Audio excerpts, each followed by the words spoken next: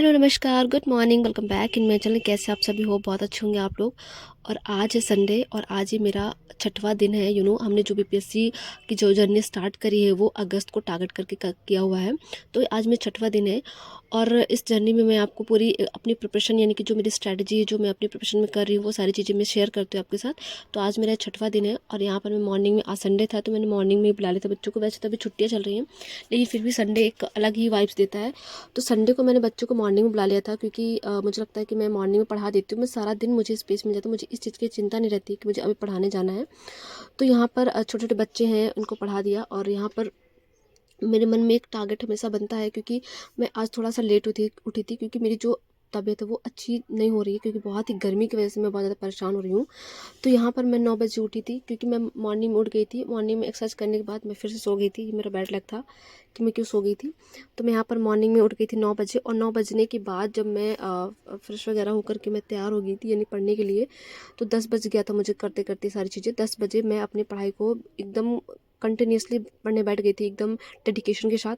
10 बजे के बाद मैं 2 घंटे मैंने पढ़ाई की, लेकिन बहुत अच्छे तरीके से मैंने पढ़ाई की। और मेरा जो टारगेट था आज का कि मुझे ये है कि जितनी चीज़ें मैंने पढ़ ली उसको मैं रिवीजन करूँ बहुत अच्छे तरीके से। मैंने फिजिक्स यानी कि जो मैंने फिजिक्स एनसीईआरटी है, बायोलॉजी है, केमिस्ट्री है, तो ये सारी चीज़ें मैं पढ़ चुकी हूँ। तो इसका मैं रिवीजन करती हूँ। जो एक एक चीज चैप्टर है, जितने भी क्वेश्चन हैं जो बार बार क्वेश्चन रिपीट हो रहे हैं, उन सब चीज़ों का रिवीजन करती हूँ। तो आज मेरा जो रिवीजन टाइम था, रिवीजन का मतलब होता है कि रिवीजन एक बहुत अच्छे तरीके से होना चाहिए। और यहाँ पर बहुत सारे क्वेश्चन थे उनको मैं लगा रही, जैसे विद्युत विभवांतर का मात्रक क्या होता है और किसी परपथ में विद्युत धारा का मात्रक क्या होता है, लघुपथन में धारा का मतलब क्या होता है, लघुपथन क्या होता है, ओम के नियम का, ये सारी चीज़ें बहुत अच्छे तरीके से पूछी गई थी।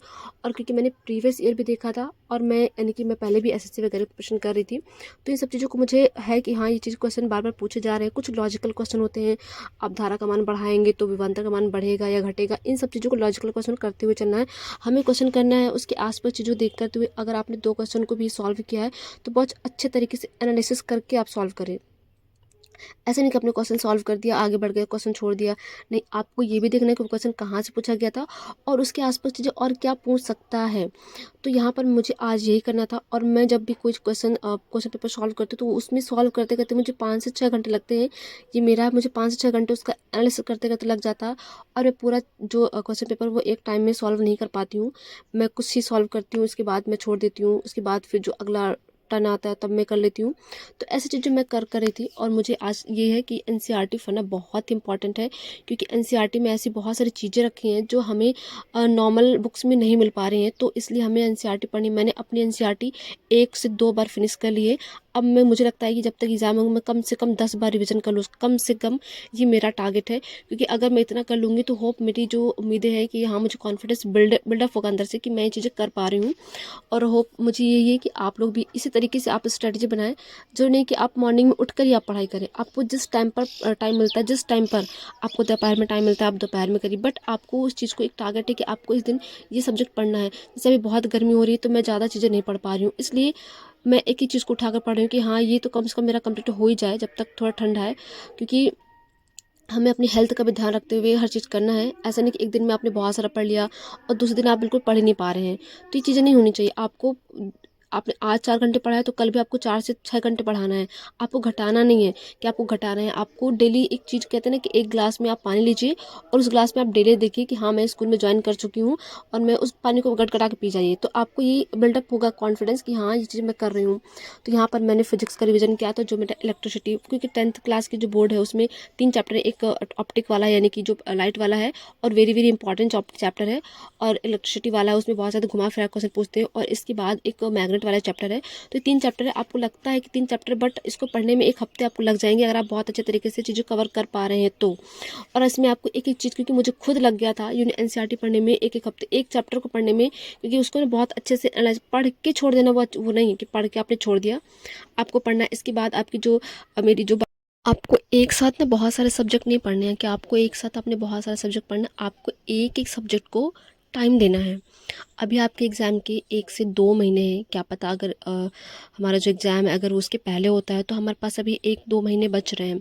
उसके बाद होता है तो और भी टाइम आपको मिल जाएगा। और हमें ना एक ही एग्ज़ाम पे ध्यान नहीं देना है, बहुत से एग्ज़ाम पे ध्यान देना है। जितने भी एग्ज़ाम आ जाए 2025 आपको ना हर सब्जेक्ट पे ध्यान देते हुए चलना है, हर सब्जेक्ट पे। मतलब मैं ये नहीं कह रही हूँ कि आपको एक सब्जेक्ट पे ध्यान देना, एक टाइम पर आपको एक सब्जेक्ट पे ध्यान देना है।